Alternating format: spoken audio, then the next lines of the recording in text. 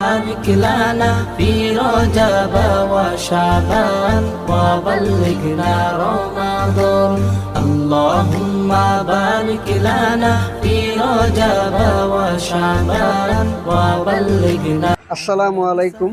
রহমত, মাগফিরাত ও নাজাতের রমজান।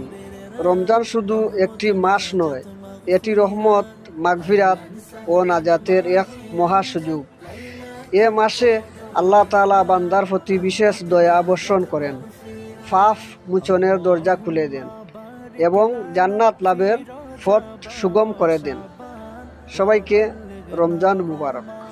আমার দেশের শাসক হতো ওমরেরই মতো, হতো আবু বকরের মতো।